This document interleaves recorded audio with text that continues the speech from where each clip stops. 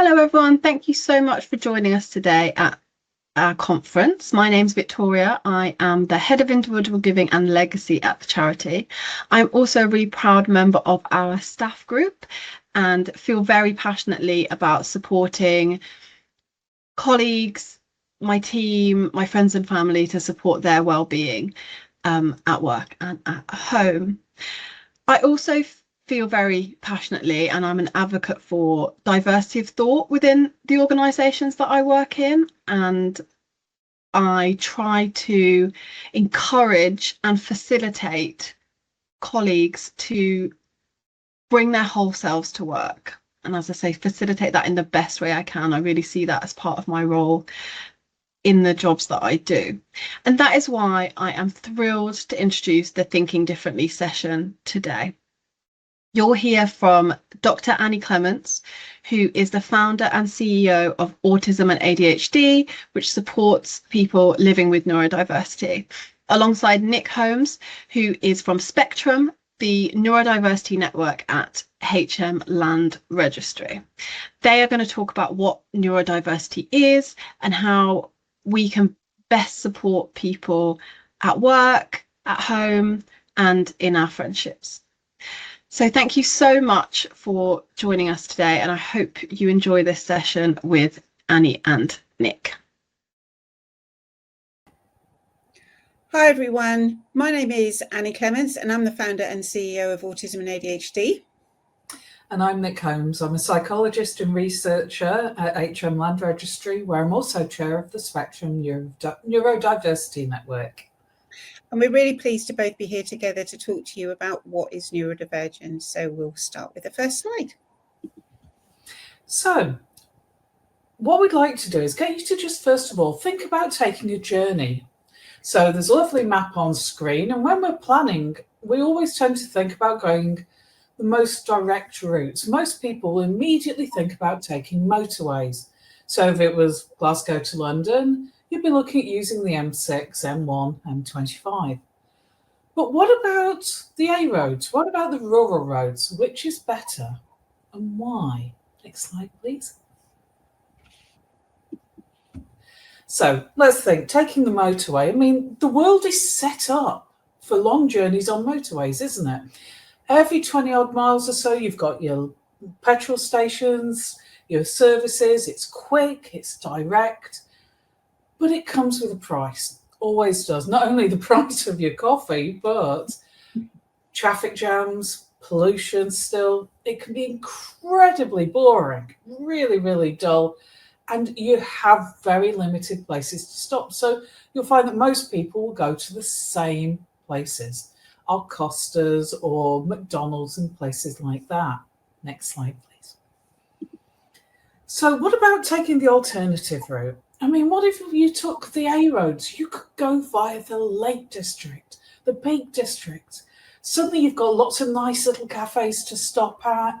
You've got even a Michelin-starred restaurant in the middle of the lakes. You also avoid those traffic jams. It can be quicker. You choose your own path. But again, it comes at a price. You don't always know where the nearest petrol is or the nearest food stop. It can be slower, and anybody who's ever tried to negotiate their way around the countryside areas knows your sat-nav's not always great. So sometimes you can turn into the middle of the nearest lake. Next slide, please. So you're probably wondering why we're telling you this. It's not just that I'm Land Registry and we love maps. It's because that's a really interesting way of trying to think about neurodiversity. You see, neurodivergence is like people who take the alternative routes rather than the motorways. Neurotypicals' brains are like motorways. They tend to work very directly, and the world is set up for thinking that way. Neurodiverse people tend to go all kinds of weird routes, but they can see some of the most amazing things and experience some of the most interesting things. So why is it important to talk about it? Well, we know that up to about 1 in 7 workers are neurodiverse. And when we recently did our diversity declaration in Land Registry, we found that nearly 30% of our disclosed disabilities were neurodiverse issues. But what we want to sort of get across more than anything else is this idea that there are pros and cons, strengths and weaknesses compared with maybe a neurotypical worker. But just as with our journeys, some things are better, some things may need a little bit more planning. Next slide, please. Okay, so there's then that big question. Are we all a bit neurodivergent? The simple answer to that is yes. The word itself means that we are all using different brains, and that means we're all neurodivergent. But what we're not is everything in that green bucket, right? So understanding the terminology is important. And we talk about neurodivergence being about buckets because it means that there are sections. And our section that we're talking about today includes these: autism and ADHD, dyslexia, dyspraxia, dyscalculia, and PDA, which stands for pathological demand avoidance, a fairly new member to our gang.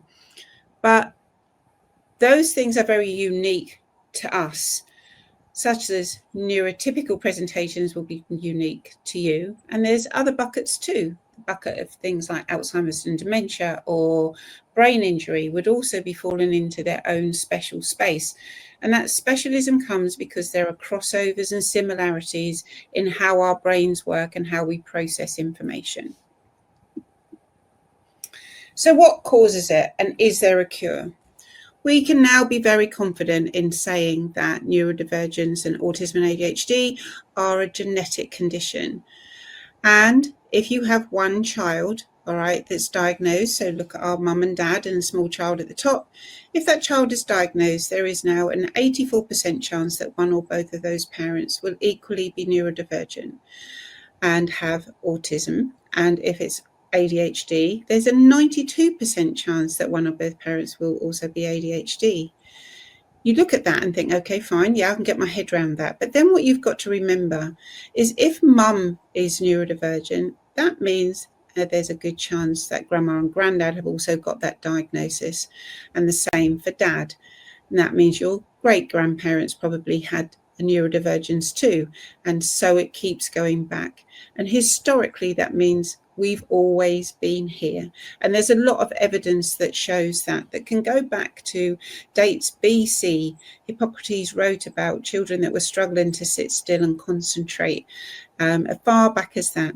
So we're not like a planet, some aliens that have landed from another planet in the last few years.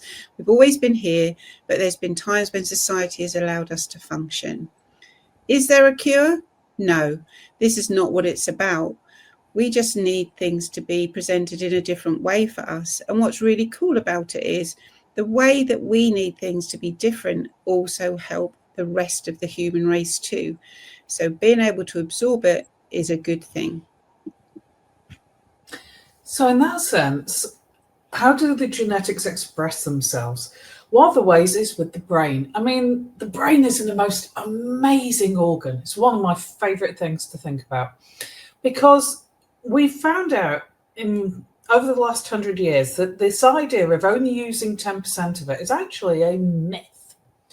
What we do know is that different parts of the brain actually specialise in different things. So there's a part of the brain connected with speech, another part of the brain connected with movement, another bit about sight. So all the time as we are doing something like reading and writing and even just thinking about what we're going to have for dinner, our brain is actually sending signals from one part to the other, literally like little cars on a road network. You can see the road map now. So even now as we're talking, you might be looking at the screen and you'll spot that picture.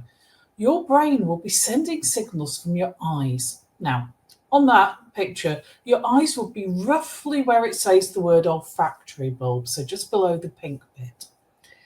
It sends a signal from the eye all the way to the back of your head, to an area called the occipital lobe. Yes, people, you've got eyes in the back of your head, genuinely.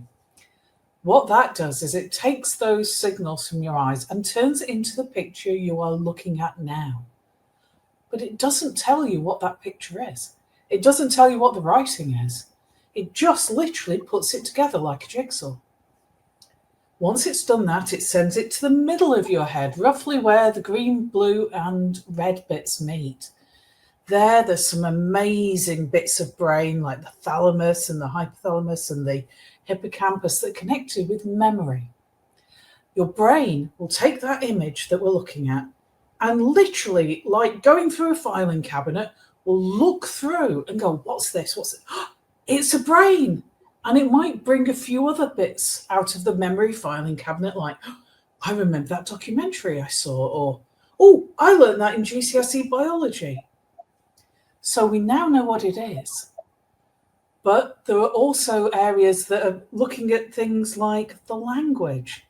So you can say, what's that? That's a word that says frontal, front. Oh, that must mean it's at the front of your head. And it is.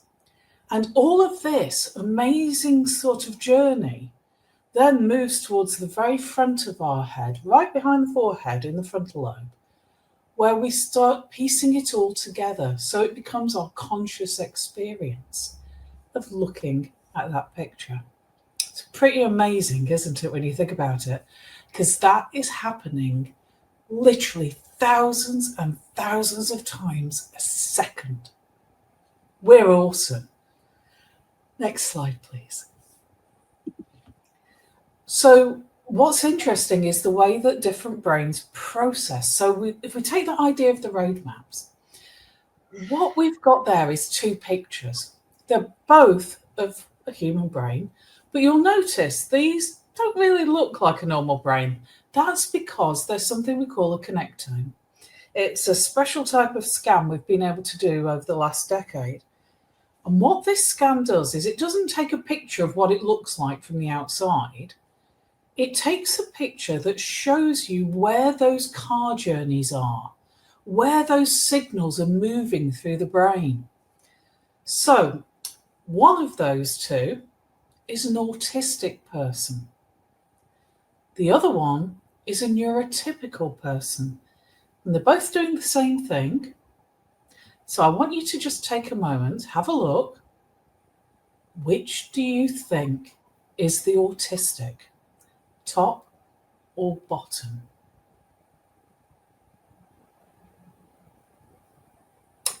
If you said top, you'd be correct. That is the autistic person. Look at that brain. The signals are going everywhere.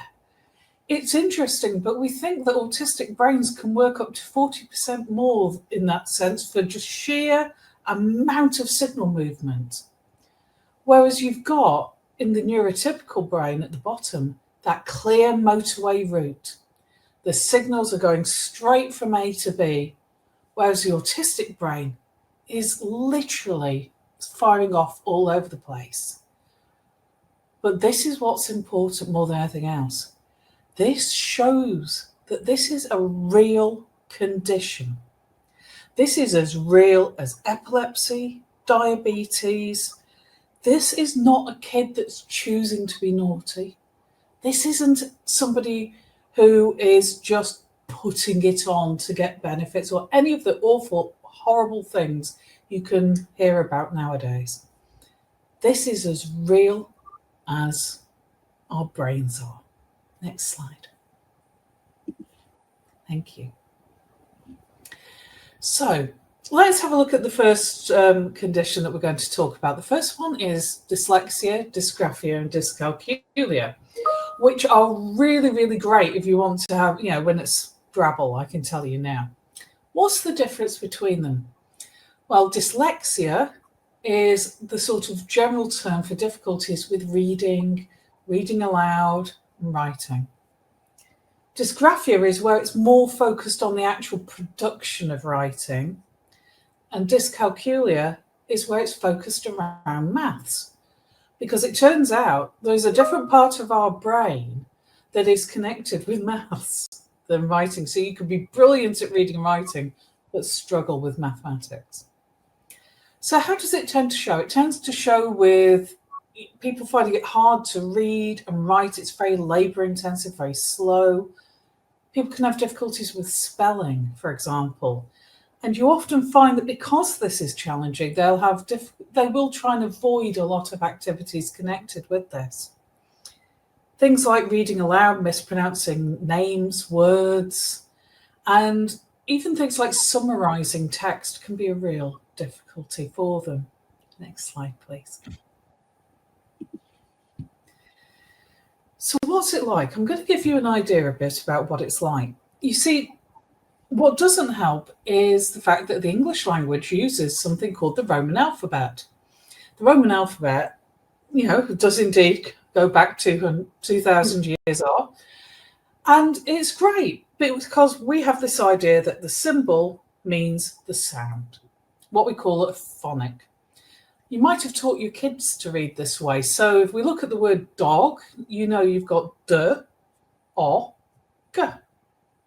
Put them together, dog. Brilliant. There's only one problem though.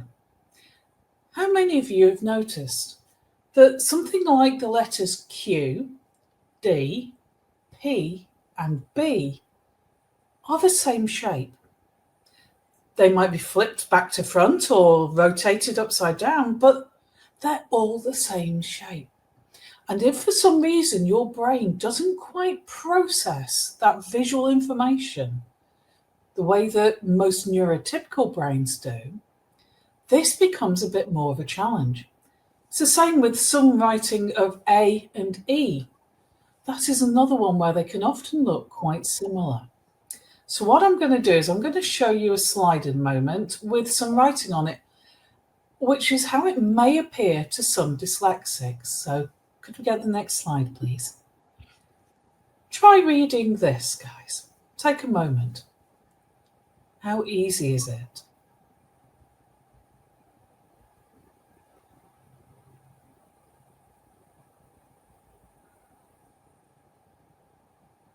Not very, I imagine. This is the thing. This is one way that text can appear to a dyslexic person. For some of them, it even adds in extras like the fact that the letters will seem to move around or sparkle. It can be a real challenge in that sense. But think about it. If you are then trying to read something and it looks like that, how is that going to affect the way you deal with work, training, or school? Next slide, please.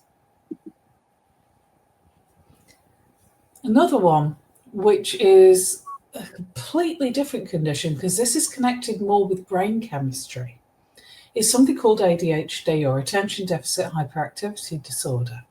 It comes in various different flavors. Some people it's more hyperactivity, for other people it's more attention based. But what it is it's connected with the amount of chemicals that we tend to produce. You see, when we're talking about those roads, we think about the little cars on them. With something like ADHD, for some reason, there are far more cars than needed.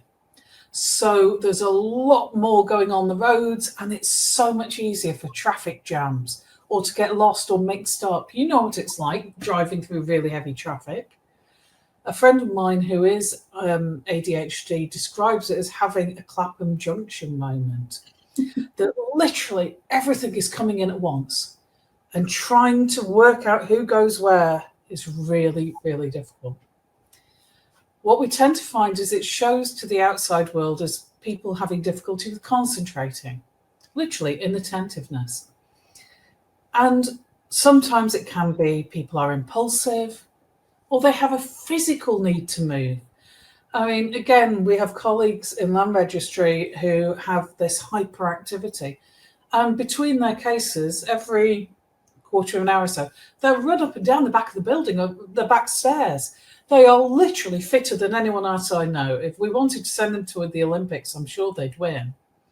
But it gets that extra movement that they feel they need. Unfortunately, it does come with a few issues around things like sometimes the lack of attention to detail, or starting but not finishing tasks. And often this is why teachers in the past used to put it down to just bad behaviour. But as Annie mentioned, this is something that's always been there. There have always been kids that can't concentrate. who become adults that can't concentrate. It's not to do with a lack of will. It's, again, chemistry. It is nothing made up or behaviour. It is the brain again.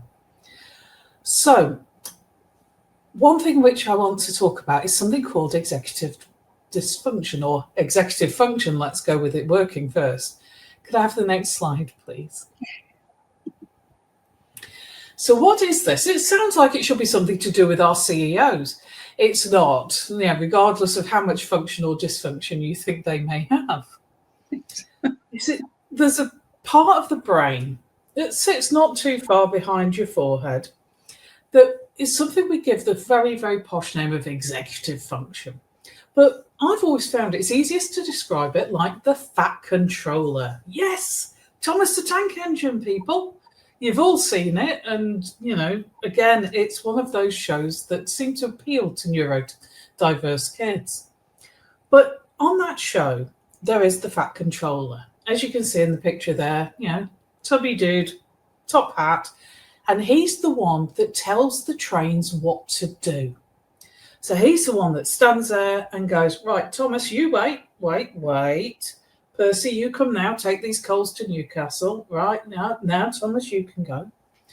And what he does is he manages it. He says when things should be started, when they should finish, when they should, carry certain things, do certain things. And he keeps track.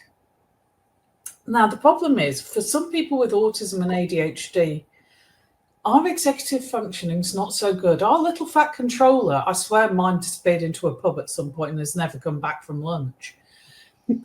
It's one of those things. Ours does not work so well. Now, I can't take your little fat controller away, and believe me, I would not want to. Nobody would want that. But what we can do is give you a feeling, a little bit of what it's like if your fat controller's gone on strike for a while. So if I could have the next slide, please. So what I want you to do is I just want you to keep your little fat controller busy. And the way we're going to do that is you're going to say the word birthday out loud under your breath. You don't need to declare it to the room, but just say again and again and again, as you're trying to read the text on the right, birthday, birthday, birthday. And all I want you to do is have a go at reading it while you're saying that word.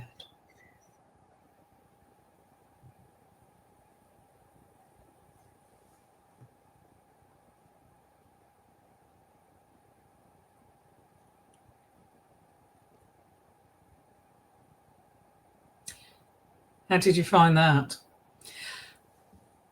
Often people really struggle. We have a lot of people find that they can't remember what they read, or they realize they were reading the same thing again and again and again. I mean, that's an extreme version of taking out your fat controller.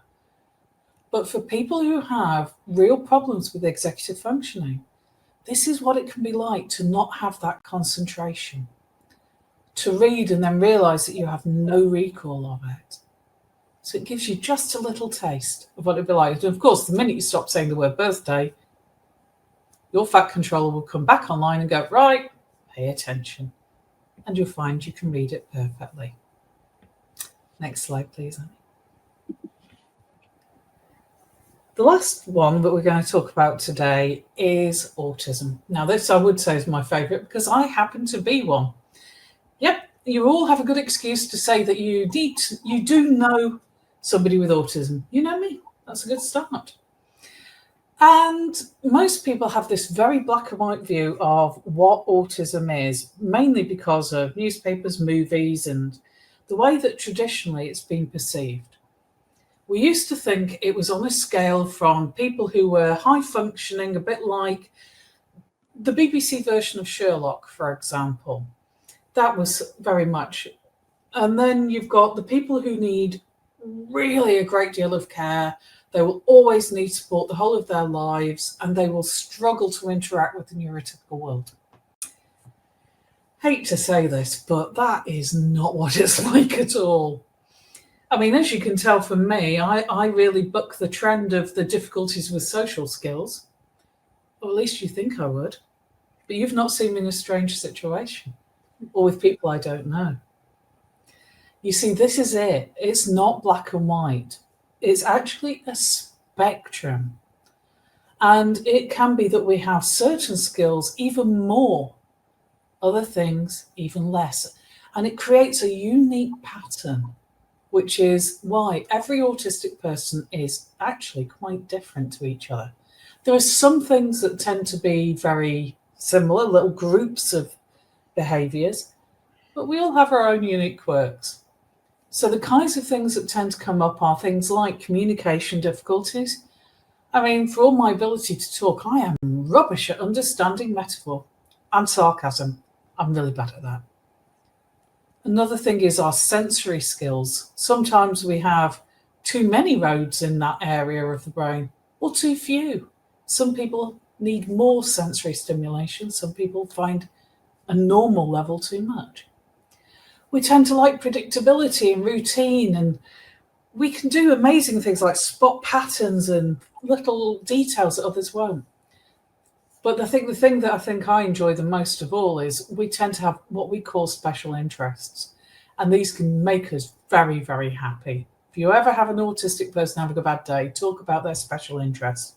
It'll perk us up no end. Next slide, please. Okay, so we do an awful lot of work with families and parents, and one of the things we really wanted to do was make the understanding of autism and ADHD really simple to access. And all of the lovely stuff that Nik has been sharing, we're now going to add a different layer over the top of it just to help you understand it even more. So we talk about our 4 foundation blocks, and you'll see there what they are. The emotional overwhelm aspect, which is really important to understand. Imagination fracture, which is an additional way of looking at executive functioning. Language of assumption and how we communicate, and equally how we can find that really difficult. And sensory processing, as Nik has mentioned. If we have a quick look at emotional overwhelm, because quite frankly, this is something you should understand really easily, because every single person in the world at times gets overwhelmed with things. We use our 3 smiley spaces because it really gives a visual way of being able to explain what it is that's going on for everybody. So if you look at our first face, number 1, you'll see there's a lovely line from ear to ear.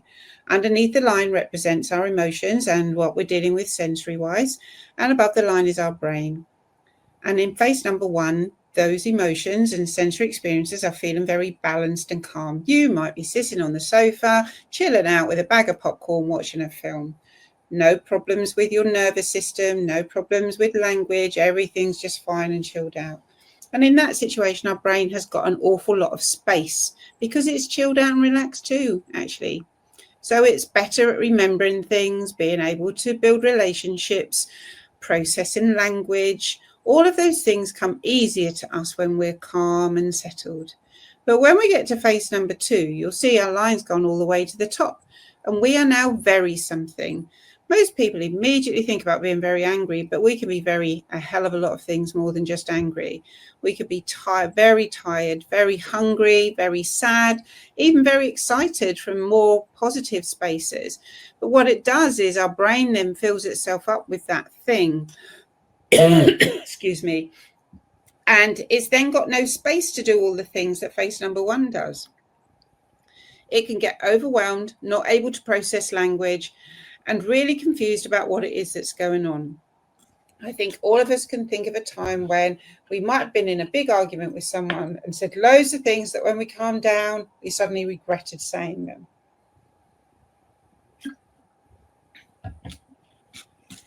Phase number 3 is what we call masking, and that's become a very ND word. But actually everybody masks. You will be able to think of a time when maybe you were going for a job interview and you were really nervous about walking in that door with all those people going to ask you questions. You would have hid that nervousness though. You wanted them to see you as this great confident person who can do the job that they're advertising. So you would have masked your nerves and put on a big smile and walked through the door. However, you might just do that occasionally. Those of us that have autism and ADHD can often find themselves doing that all day, because the neurotypical world is causing us significant distress and confusion, and we're desperately trying to fit in and be part of a gang, when actually we just need some adjustments to be put in place so that we don't do that. Many of us are lurching between phase 1 and 2 and 3 all of the time. It's exhausting. It can make us really, really unwell. And we need to work towards understanding all of this mask stuff, making those adjustments so that we can move forward and be able to thrive just the same as everybody else does. The imagination fracture, we call it that purely because some of the other things that our executive functioning does is cause us problems in being able to visualize things ahead. And it's where our brain almost gets stuck and it can't go any further than that. And of course, we use our imagination for all of these things, and you'll recognize an awful lot of those skills are necessary, maybe in the job that you do. Being able to risk assess situations, constantly making choices about what you're going to do first and prioritize things, planning, self-reflection on what's worked and what hasn't, being able to assess time, prioritize your day. Maybe it's about managing money, managing change. All of those things are where we have to think, I wonder what's going to happen next. I wonder how I'm going to deal with the fact that this meeting is now moved from 2 o'clock till 4 o'clock all of a sudden, and now I've got to make my calendar do something different. And our brains, with all of those lovely, colourful neuro pathways that Nik showed you earlier in the photo, are now all battling against each other, trying to work that out, and we can get stuck. And then we don't know what to do. And that can come across, again, that we're being perhaps rude and unhelpful, or making a big fuss about something which seems really small. But what we actually need is just more time to process what it is that's going on, so we don't have to mask in phase number 3, and we don't get overwhelmed like you do in phase number 2. In that sense, coping with change in the work environment can be particularly very difficult because, as we know, the civil service does like to change. We're constantly updating our systems, the way that we do things. And when you think about it, for an autistic person, the world is already a very confusing place. You've got people, events, sounds, sights, smells, all kinds of things are happening in an office environment. So having a routine, having rules in effect, help us to keep calm. They mean that we have order amongst what can, I certainly feel, is chaos around me when I go into the office. So this is why often we want to sit at a certain desk, because we know that desk. It's like having the same food for breakfast. I mean, I'm lucky I live with my best friend, but I feel pity for her. We've had chili every Monday night for the last 20 years. This is it. We have set phrases we might use because they give us comfort. We know that this isn't going to change unexpectedly, so we're not going to have that moment of overload. And this is why it can be very helpful for us if people, when they're planning changes, and change practitioners especially, think about how can you help autistic people? How can you signpost all those changes so they can better get their minds around them in advance of it happening? Next slide. Right, so another area that is part of how our brain can find things difficult is about language and communication. And we refer to that as language of assumption, because there's a huge amount of the way we talk that can be really, really confusing. And we assume that other people will be able to work out maybe what we said, what we didn't say, how words are joined together in the wrong way. But the thing is, the part of our brain that we use for that is being able to imagine what we think the other person has got to say. And we've already established that our executive functioning and our imagination don't work very well when it comes to things that can be overwhelming and confusing. We also have to remember that language is everywhere. It's not just about verbal things that we might say to people. It's on your signs, on your forms that you're asking people to complete, when you give directions,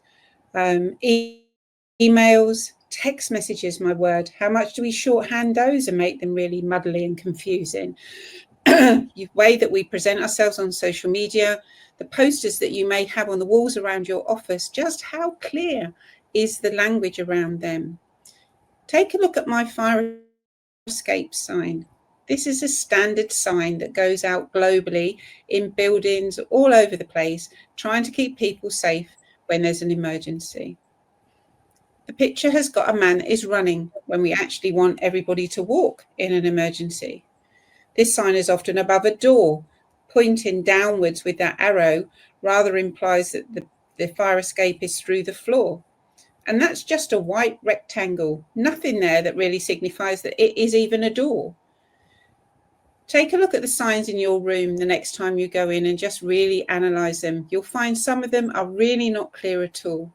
And look at how you put your emails together.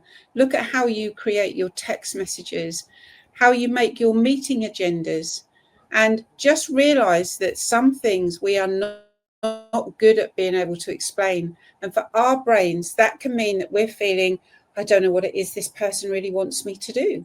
Where am I supposed to go? What am I supposed to respond to that? And that can come across that maybe we're being a bit rude or short-handed, when actually we just need you to be a lot clearer about how you communicate. And let's be honest, who doesn't want clearer communication? As much as you may think that you need to do that specifically for our brains, clearer communication across your workplace as a whole will benefit everybody in the room. And this very much leads on to this idea of social awkwardness. And it's often because we're not sure about what's happening in terms of all those many social rules or reading between the lines, little nuances that people seem to use when they're talking to each other. It's not like where you've got a written text and you can go back and check what someone might mean. Real-time speech can be very, very challenging. You see, no one tells us when it's our turn to talk, for example. So we're guessing, so we may accidentally talk over somebody or interrupt because it's not clearly marked. We can often have difficulty in understanding what people are trying to imply, especially emotionally. I mean, I have difficulty reading people's faces for emotions. And so I might not know if I've said the wrong thing, for example, or if maybe somebody seems to be sad and everyone around is being very, very cautious. And I'm like, are they?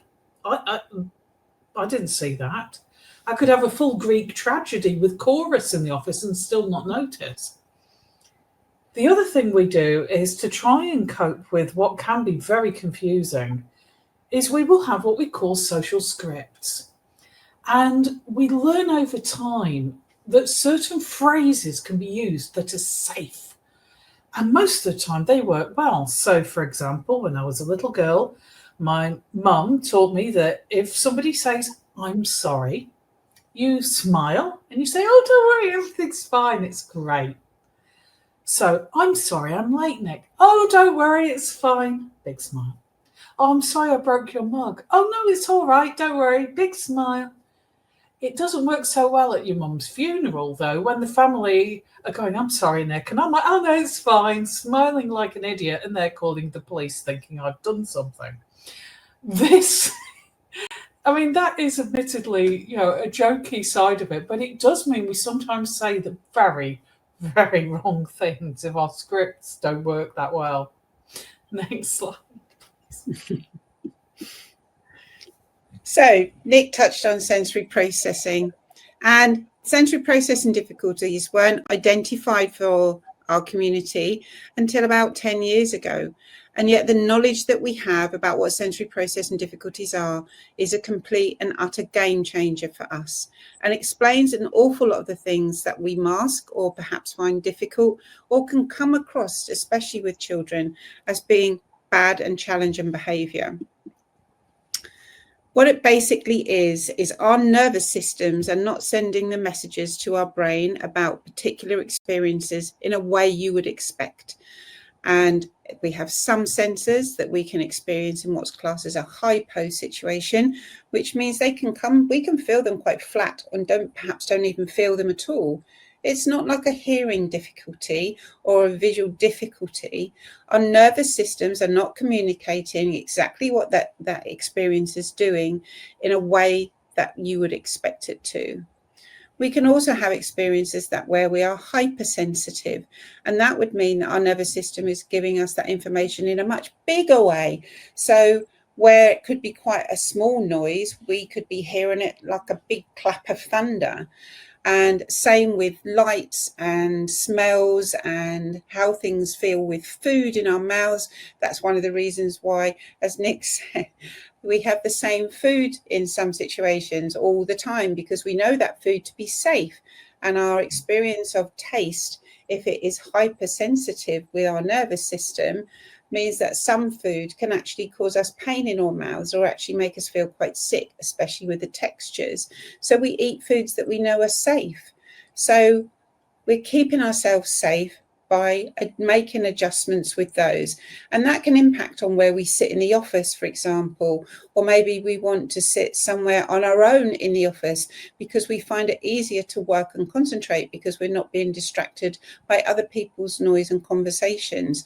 Or we can't be near the window because the light comes through the glass and fractures and hurts our eyes. So these things are really important when it comes to looking at how we plan our space. And it really can be quite impactful. I think this is the thing. The easiest way I've found of trying to describe a bit of what it's like is we've all been there when we have to go to a supermarket on Christmas Eve.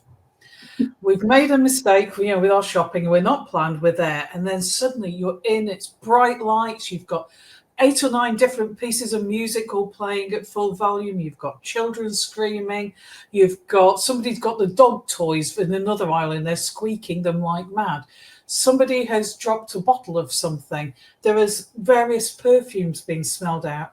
You've got all kinds of things happening, and then someone bangs into you with a trolley and you want to explode. It's too much. That, to me, is what going into my office feels like, and we have a very quiet office. This is it. I'm on the hypersensitivity for some things. So that for me is smell and sound, and to a certain degree sight. But other things, taste-wise, it's great. Give me hot sauce. This is the thing. Everybody is different, but think about how people can work and adapt in that sense. When we go into offices, Spectrum has made sure that we can get people who need them, things like the noise-reducing earpieces, or you can make sure that people can adjust the amount of time they spend in an office, the days they attend, so you can go in on days when it's quieter. And this can make a huge difference, because if I'm there in a busy day and I haven't got things like my noise-reducing earphones, I can't concentrate, I'm bad-tempered, and if I'm not lucky, so it can be a difference between being a great worker and really hammering through my work, or sitting there wanting to probably murder the person who's just microwaved a fish curry. Over to you, Annie. Bless you. I just want to put in about why those adjustments are important as well. We often get criticised on the basis of, if you want those adjustments, you obviously can't do your job. What I would say is we can do our job, all right? We can do our job without the adjustments. But if we do the job without the adjustments, it makes us ill. And we're more likely to end up in burnout and have massive amounts of time off because our body has gone into a space where it's just not functioning, and we actually can be very, very unwell. Whereas if we go into our job and those adjustments are there around things like the sensory processing issues, we thrive just the same as everybody else can. So the adjustments are not there to help us do our job. The adjustments are there to keep us well and emotionally safe. So how do we create an inclusive workspace? There are things in that particular office that would make my head spin. The carpet would be one of them. My sight wouldn't be able to deal with that all day. The fracture of the colours, the lines not coming in a nice straight way. They've got a nice angle attached to them, how they go to the wall. The lights are too bright and everything like that. The thing is, as much as they impact on us, What we're now learning as we understand autism and ADHD more is these things can actually also impact significantly on neurotypical people. And so moving forward into creating neurodivergent based office spaces, homes, any type of business environment or play areas and all of those things in a way that are calmer, everybody is benefiting from that. But when we just turn it the other way round and just put special little bits in for us, lots of people are impacted by that, not just us. So actually, autism and ADHD is helping us understand people, and that is really, really clever. So also, it's not just about the space when we start talking about inclusion. It's looking at how you plan and provide information, looking at how you use that language as we spoke about earlier, what your expectations are and your rules and regulations. Are they clear? We have that as big problems in schools, especially where they use school rules like you need to respect each other. And many of our children are like, I don't know what that means. What does that mean to respect somebody? Whereas if they're asking them to be kind, they might be in a better way of being able to activate that. Inclusion is about kindness and respect. And that's for all difference, including neurotypical being a difference. Your behaviour, how you work in teams, and your communication systems around meeting agendas and deadlines are all part of being looked at and saying, can we improve these? Can we make them better? Can we make them more accessible for more of our staff team? You can also help by asking questions, right? What are your sensory needs? How do you prefer to communicate? When we have meetings, would you like my screen on or off? Because that can make a really big difference. Do you need a break during the meeting or during the day? What do you need when you are overwhelmed? Do you need me to sit here and be quiet with you? Do you need me to leave you alone? Do you need the lights turned off? Do you need to go for a walk? Just think how cool that would be if we asked everybody those questions, so that we became much more aware of how everybody needs and what their responses need to be, because that is what inclusion is. It's not a special thing in a special corner for somebody who's being called special. Can I just say we don't like being called special, really? We just want to be the same as all you guys are. But there is a real need to look at how we communicate that. So think about one of your colleagues. Based on what you've learned just from this particular training, how do you think you can change things? How can you use the 4 blocks to help you understand a situation more? What do you want your colleagues to hear from you? Do you want them to hear from you that you're being kind, respectful and inclusive, and that you just think it's a load of old twaddle? Right? Because I can assure you it's the first that needs to happen.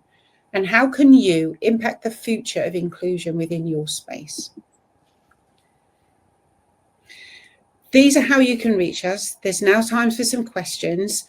And I know that Nik and I would love to hear some questions from you, and we're more than happy to answer what we can. But if you don't feel like asking the questions, that's absolutely fine. You can still get hold of us in this way, whether it's for support, information, or equally training. So you can reach me through the Autism and ADHD website, and that's my email there. And myself through landregistry.gov.uk, as you can see on screen there. It's been great speaking to you guys, and I'm really looking forward to your questions. Yeah, thank you.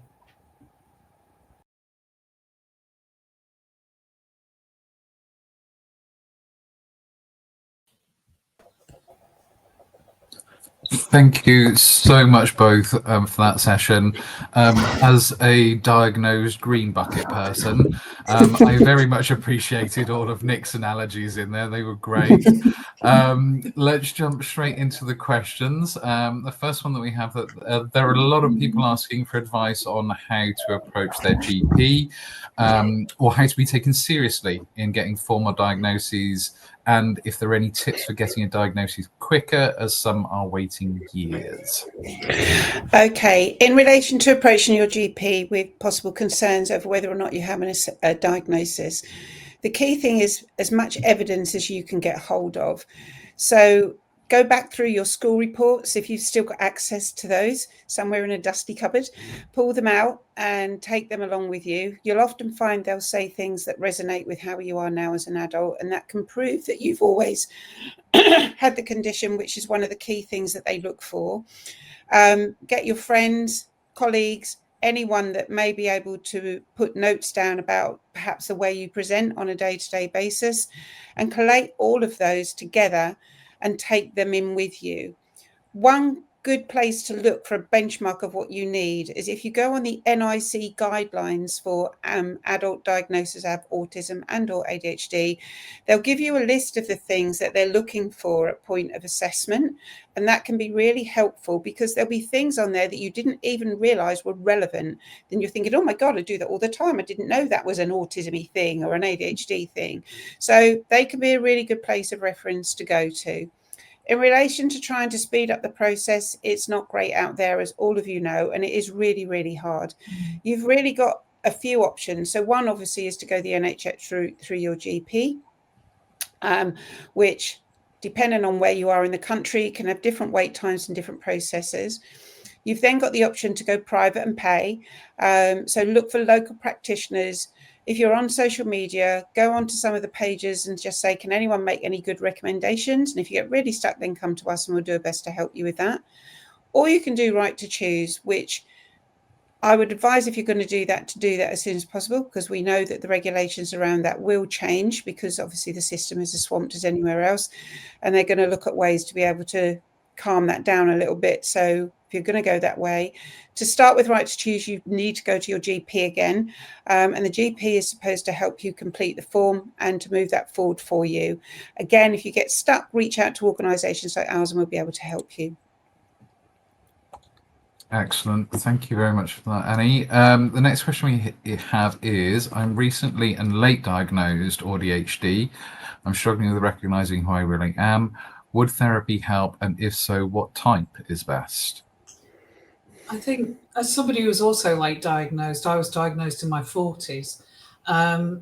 It's something which will sort of quite shake you. I know it sounds sort of weird, but it sort of legitimizes a lot of things, but it makes you sort of reevaluate everything.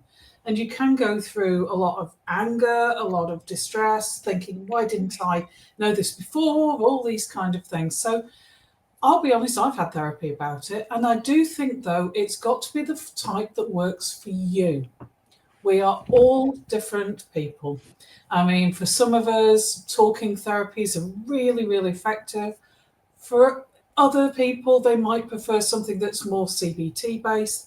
The main thing is to explain what your needs are in that sense. Think about, do you want to be able to talk about coping methods, or would you rather focus on just understanding your emotions? Talk with the therapist in that sense. Say what kind of things can, be of benefit to you. And don't be afraid to say, this isn't working. I mean, I was lucky in that one of the therapists I tried said, well, you're autistic, you probably need a slightly different form of therapy, and put me onto somebody who was through the Charity of Civil Servants, who was really, really excellent, who just went, you just need to get this out, talk, So I'd say definitely feel free to try different methods until you find what works for you as an individual. It's certainly okay to feel those mixed feelings. Brilliant. Thank you, Nick. Next question we have is, do we have any idea why so many more people are being diagnosed as autistic or with ADHD in the last few years? Could it be that we are all in some way just on different levels, as you touched upon? I'll come in with that a little bit, if that's okay, Nick. Basically, like I said, we've always been here. The increase in the numbers comes from many different things, some of which actually is that we just live very, very differently to how we did 20 years ago. When I was a child, if we went shopping, we'd walk down the high street and go in the little butchers and then go in the little greengrocers. And I think there was a space where we weren't so sensory aroused by that experience as we would be now going into a massive supermarket. The world has changed with screens and tech. The amount of need there is for us to be constantly busy and constantly doing this, and the big social situations that we seem culturally to have moved into, there's an expectation that we all love going out and being in the pub, and we all love going out and having big parties, when the reality is an awful lot of us don't actually enjoy that at all. And so the pressures of life as it is now has meant that our symptoms have come out of the woodwork more. And that's one of the reasons why the numbers are going up in the way they have. The other reason, of course, is that they missed us females for years. And Nik and I are both in that space where we were missed as children because nobody thought that women and girls had autism and ADHD at all, unless they were really severely impacted, the other end, that really big end of the spectrum. So there's a massive catch up with adults. And if you look at the stats, the number of people that are seeking diagnosis at the moment, 80% of them are adults. So we've always been here, guys. All right, don't feel bad. It's just that we didn't know, and we're now in a situation where the lid's been taken off that. That can only be a good thing, but it's going to take a while for it to catch up. The other thing is, of course, diagnosis has changed. I mean, we can now spot things with far more subtle sort of symptoms than before. You think about it, 30, 40 years ago, all the research was on young boys, and it was all on behaviours which were about acting outwards in that sense. It was, if you were obsessed with, I don't know, horses as a little girl, that was considered normal. If you were quiet or didn't speak much, that was considered good behaviour. There's all sorts of reasons. It's only like nowadays we are catching cancers much, much earlier because we can see subtle symptoms. It's only the same thing. It's just that we're getting more subtle with our diagnosis. And the other thing is teachers are spotting it also. And that makes a huge difference. So in actual fact, the numbers probably haven't gone up at all. The numbers of diagnoses have, and that's the difference. Yeah, quite agree. Excellent, thank you both.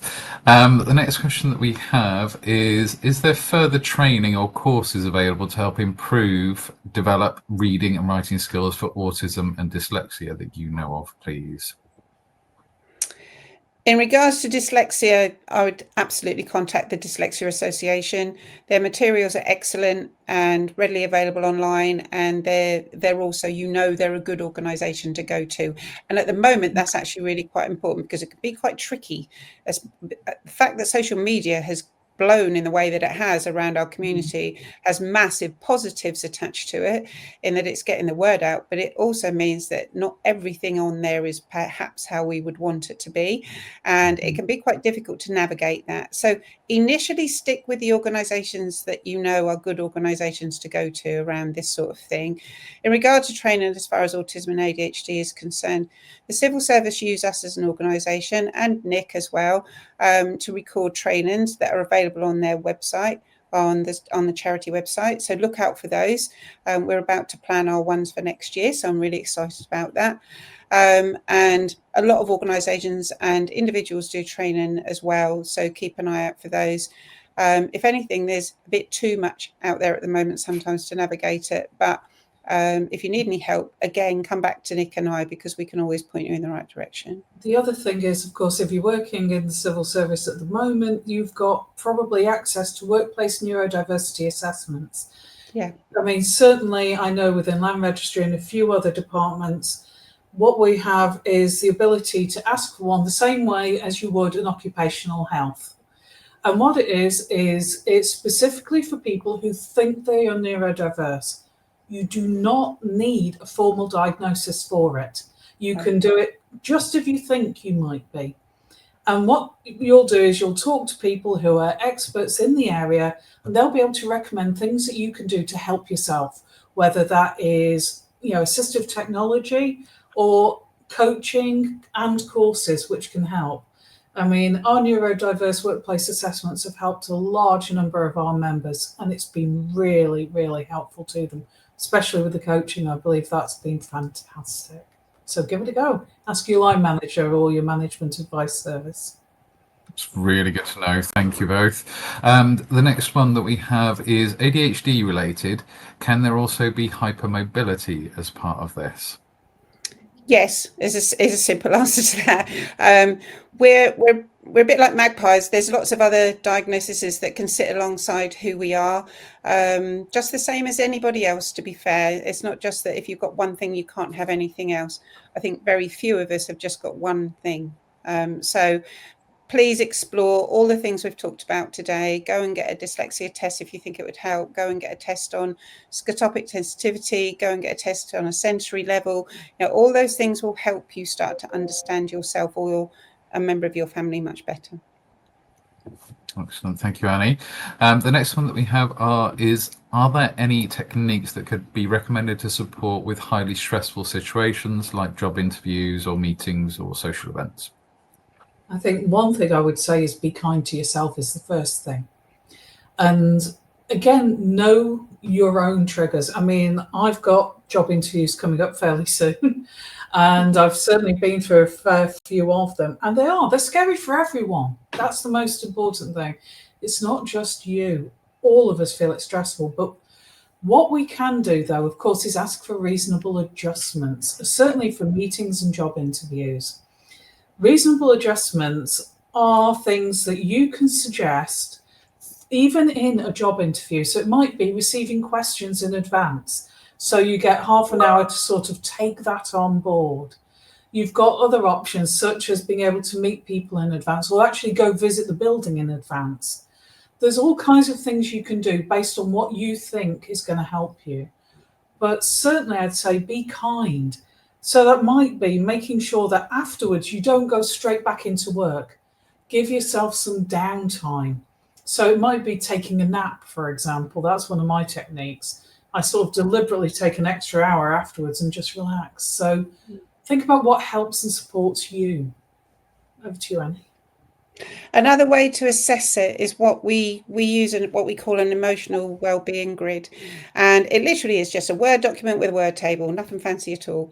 Okay, but it's got nice squares around it. So in each square, put something that you know is going to happen at that situation. So for a social event, you might want to put, I've got to walk into a room with lots of people. There's going to be a lot of noise. There's going to be a lot of light. So you literally block it out, and then you can color code them. So green are the things, do you know what? I'm not worried about that at all, actually. Yellow, yeah, I might be a bit worried about that. And red, I'm really concerned about it. It just gives you a framework of what it is that you're walking into so that you can prepare yourself. So, for example, I know for myself, walking into a big supermarket is going to make me feel sick by the time I get to the cereal aisle. All right. So, one, I don't go there very often anyway. But two, I make sure that I've got plans in place for that. So I'll have my noise reduction headphones on. I wear my sunglasses. Some people look at me a bit weird, but that's their problem, not mine. And I won't wear my coat either because I start getting really hot and uncomfortable. And so because you've unpacked it before you go, you're able to make some adjustments before you even walk in the room. And don't be afraid to tell people. That's the other thing. No, absolutely not. There's nothing to be ashamed of. Absolutely. Excellent, thank you both. I am going to take a break from the questions for the moment to just share a comment. Have loved this. I have family members that are autistic and in my workplace. Thank you for saying one size doesn't fit all. So thank you for whoever posted that comment. The next question that we have is, if people can take one thing away to their team, what do you think that one thing should be? Oh, good question. The kindness and respect thing for me is really important. Just be kind and respectful to not just us, but everybody in your team, quite frankly.